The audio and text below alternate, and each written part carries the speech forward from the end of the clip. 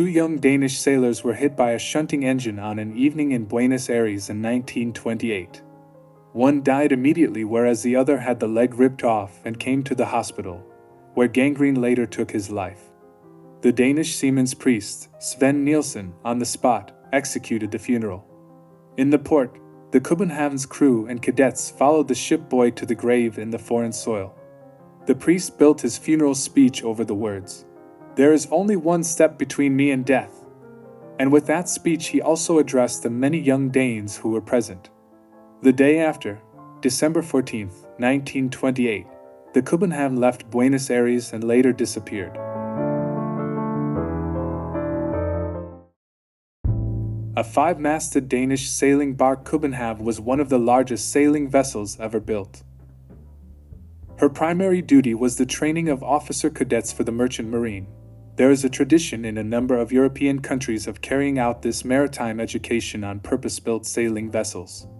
To help pay her running costs, she also served as a general cargo ship, long after steam had displaced sail as the primary motive power at sea.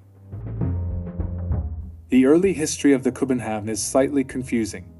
She was part of an order from Ramage and Ferguson by the East Asiatic Company of Copenhagen in 1913 for 3 large sailing barques with auxiliary motor power.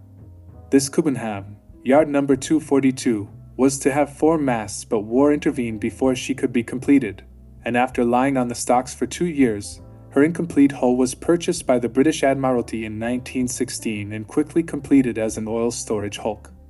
Named Black Dragon, this was towed to Gibraltar.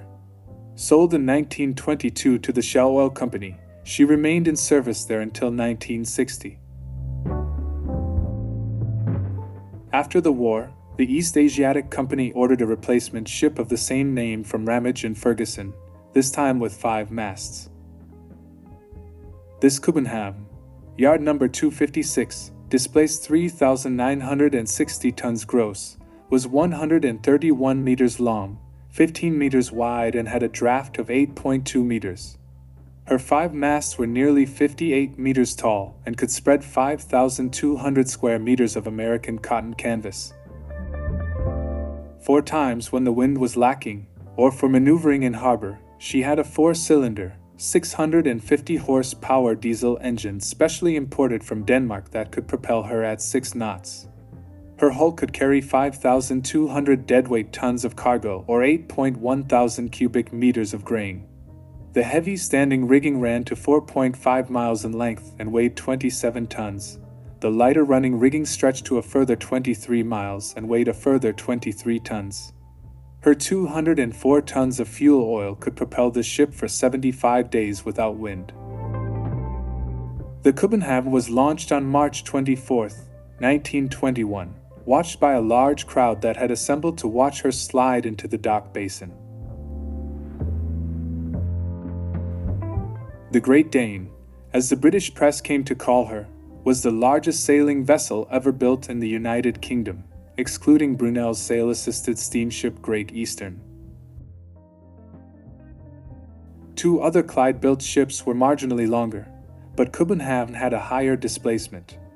She was the last of only 7 5-masted barques ever built, and is in the top 20 largest sailing ships, by length and displacement, ever built.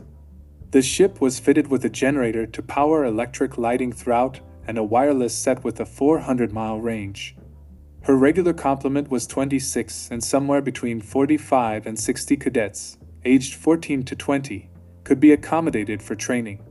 In addition to her master, her crew included 4 mates, a doctor, 2 engineers, 3 cooks, 2 boatswains, a carpenter, a sailmaker, and a wireless operator.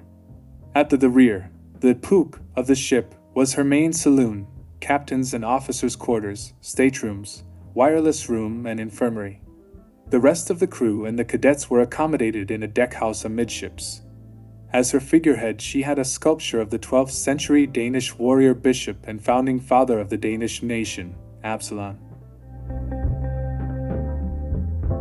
She left Leith for her trials in the Firth of Forth on September 28, 1921, under the command of Commander Niels Juel Brockdorff of the Royal Danish Navy. Again, large crowds assembled to watch the spectacle. It took 4 tugs to tow her out stern first before she could be turned around and begin to move under her own power. The ship was now gone from Edinburgh and Leith, but not forgotten. For the next few months, one of the most popular shows at the Synod Hall on Castle Terrace was her featuring in Poole's Miriorama, a panoramic picture and special effects show. After trials, she headed straight to sea and on to a welcome in her home port of Copenhagen before embarking on a circumnavigation of the globe, during which time she sailed 38,326 miles, not returning home until November 7th the following year. In October 1925, she came close to catastrophe when she caught fire in the English Channel en route to Melbourne from Danzig with a cargo of timber. The fire started in the cabins at the rear of the ship, and much of her fine wooden fittings were destroyed, but she was able to put safely into Plymouth. After repairs, she was able to safely carry her load to Australia without further ado. In 1927, en route from Liverpool to Chile via the Panama Canal, she lost the propeller blade on the Pacific coast of South America and had to put into Callao in Peru to repair.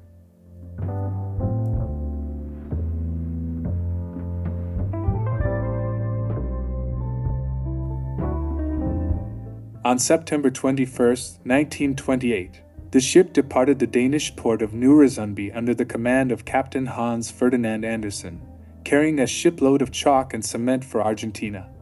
It would prove to be her final voyage.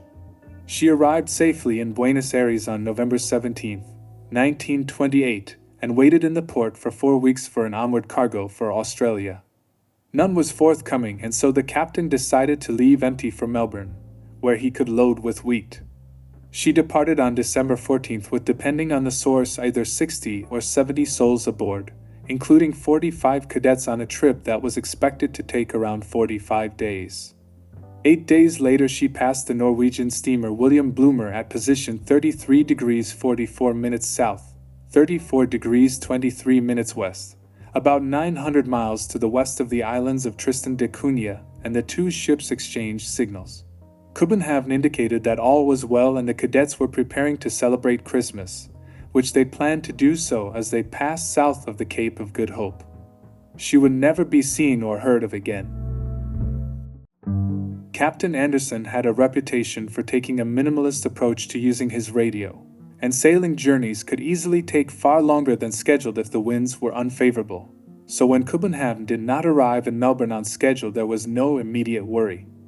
In February 1929, the East Asiatic Company began inquiries with Lloyd's of London for any information concerning their missing vessel, but it was not until early April 1929 that they were sufficiently concerned to raise the alarm. The British Admiralty were approached for assistance, and the search and rescue operation which now followed has been called the longest, farthest reaching, and most costly in the history of maritime service. The Admiralty spread the word amongst British shipping, and arranged for the Liverpool firm of Alfred Holt and Company to divert their steamer Deucalion from Cape Town to make a search of potential landfall in southern latitudes on which the missing Dane could either have become bound or wrecked upon: the remote Prince Edward Islands, the Crozet Islands, and Kerguelen. The Admiralty lent an experienced navigator, a high-powered wireless set, and 2 operators to man it. The East Asiatic Company dispatched their own motor vessel Mexico to make her own search, led by Captain H.K. Christensen, who had previously served on board the Copenhagen. In May, news was received from the searching steamer Hellegius, out of Tristan da Cunha, that an English preacher on the island, Philip Lindsay, claimed that he and others on the island had sighted, on January 21st, a 5-masted sailing ship with a white band round her hull approach the islands. The ship came from the south and her first 2 masts were broken. The ship then disappeared from their view towards a part of the island that was inaccessible. Objects were later found washed up on the shore, but they could not conclusively be proved to have come from Copenhagen. Lindsay told the Times, "The sea was rough for our boats, and we could do nothing but watch her gradually crawl past and run inside the reefs to the west of the island.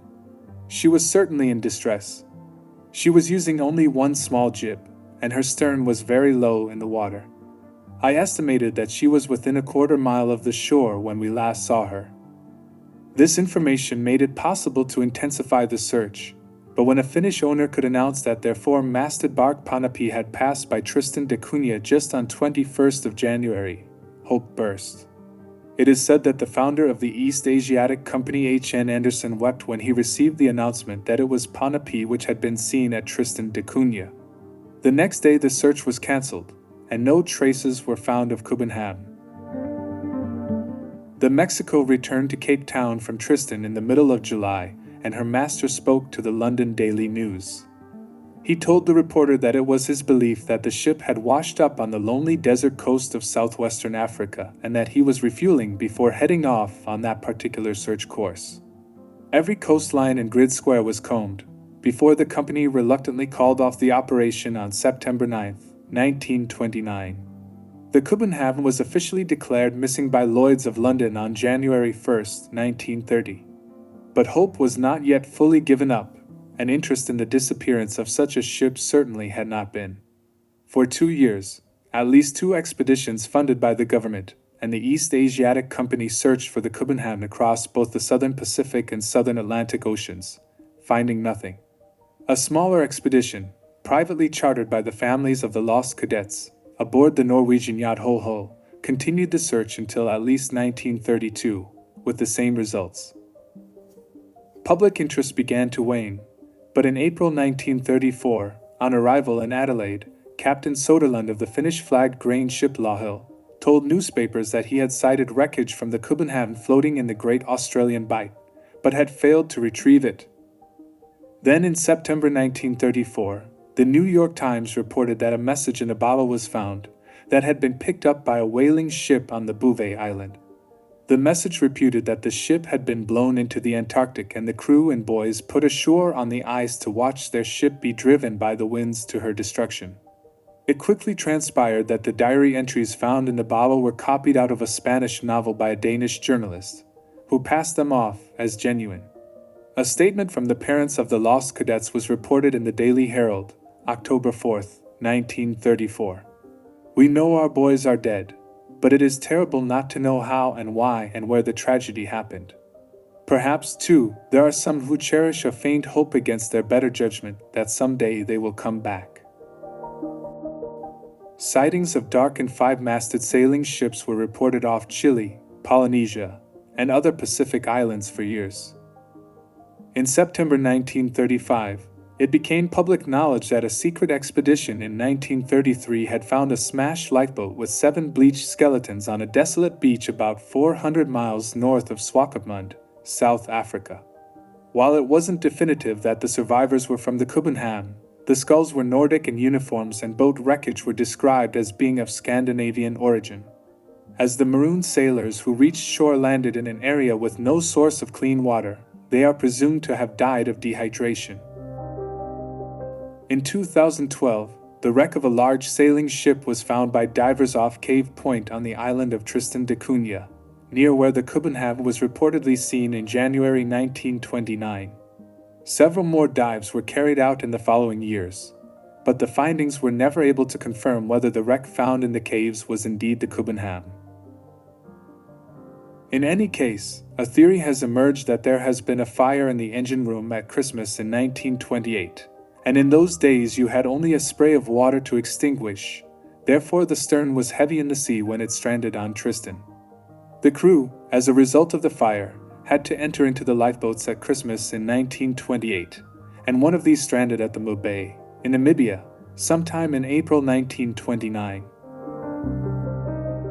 The mystery surrounding the shipwreck of the training ship Copenhagen has perhaps come a step closer to a solution with the extensive search of the Malaysian aircraft MH370, which disappeared in March 2014 and which may have been flying in a route south from Malaysia instead of north to China.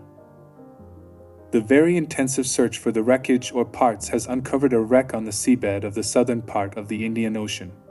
Initially, something man-made and of metal has been located on the seabed at 3,700 meters below the water surface. The length and the profile could, to a great extent, resemble the wreckage of an aircraft where the wings were knocked off. However, it turned out to be a shipwreck. It was concluded after an autonomous underwater vehicle was sent down together with a camera from the Norwegian offshore ship Havila Harmony. The pictures and surveys also showed a far slim sailing ship, which clearly stands with several masts and its yardarms intact. A name was not immediately seen at the pictures that have been published by the Australian Transport Safety Bureau. The length of the hull and the width, it is a relatively slim hull, indicates that it could be the Kobenhavn.